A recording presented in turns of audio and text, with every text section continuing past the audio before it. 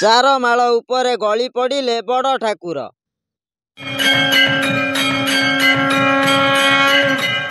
ଆଶ୍ଚର୍ଯ୍ୟ ହୋଇଗଲେ ପୂର୍ବତନ ମୁଖ୍ୟମନ୍ତ୍ରୀ ନବୀନ ପଟ୍ଟନାୟକ। ହାତ ଯୋଡ଼ି ଦୁଃଖରେ ଭାଙ୍ଗି ପଡ଼ି ଏମିତି କହିଲେ, ମୁଁ ଆଜି ବହୁତ ଦୁଃଖିତ। ମୋତେ ଆଜି ବହୁତ କଷ୍ଟ ହୋଇଛି। ଏମିତି ଆଗରୁ କେବେ ହୋଇନଥିଲା। ହେ ପ୍ରଭୁ, ତୁମେ ହିଁ ହର୍ତ୍ତା କର୍ତ୍ତା, ତୁମେ ହିଁ ଦୈବ ବିଧାତା, ତୁମେ ହିଁ ରକ୍ଷକ। ସବୁ ତୁମରି ଇଚ୍ଛା ହେ ପ୍ରଭୁ। ହଁ ଆଜ୍ଞା, ଏବେ ସାରା ଓଡ଼ିଶାରେ ଗୋଟିଏ କଥା ଚର୍ଚ୍ଚା ହେଉଛି।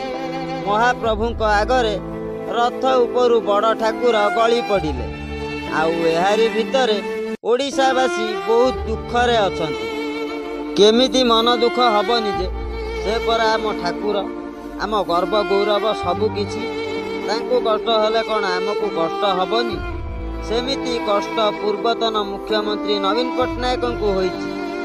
ସେ ଲେଖିଥିବା ଶବ୍ଦରୁ ଜଣାପଡ଼ିଯାଉଛି ତାଙ୍କୁ ଆଜି କେତେ କଷ୍ଟ ହୋଇଛି। ନବୀନଙ୍କ ଆଖି ଆଜି ଛଳ ଛଳ ହୋଇଯାଇଛି। ସେ ପ୍ରତିବର୍ଷ ରଥ ଦେଖିବାକୁ ଯାଆନ୍ତି।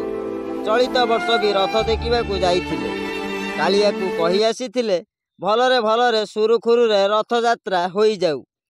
ହେଲେ ଏମିତି କିଛି ଅଘଟଣ ଘଟିଗଲା ଯାହା ପାଇଁ ନବୀନ କହିଛନ୍ତି କି ପୁରୀର ଆଡ଼ପ ମଣ୍ଡପ ବିଜେ ପହଣ୍ଡି ସମୟରେ ବଡ଼ ଠାକୁରଙ୍କ ଚାରମାଳରେ ଘଟିଥିବା ଅଘଟଣ ବିଷୟରେ ଜାଣି ଜଗନ୍ନାଥ ପ୍ରେମୀ ଏବଂ ଓଡ଼ିଶାବାସୀଙ୍କ ଦୁଃଖରେ ମୁଁ ବହୁତ ମର୍ମାହତ।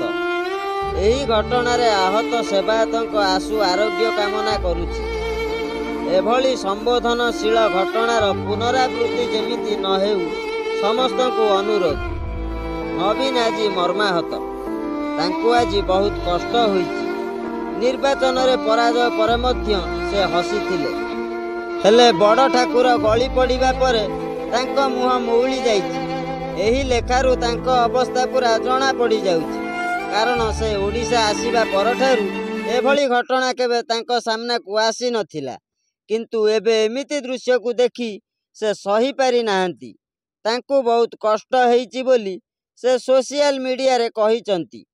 ଯେତେବେଳେ ରଥରୁ ବଡ଼ ଠାକୁର ଗଳି ପଡ଼ିଲେ ପ୍ରତିଟି ଓଡ଼ିଆଙ୍କ ଆଖିରୁ ଲୁହ ଝରିଥିଲା। ନବୀନଙ୍କ ଆଖିରୁ ମଧ୍ୟ ଲୁହ ଝରିଥିବ ବୋଲି ଅନୁମାନ କରାଯାଉଛି। ସୂଚନା ଆଜି ପାଇଁ ଏତିକି। ରହିଲି, ନମସ୍କାର।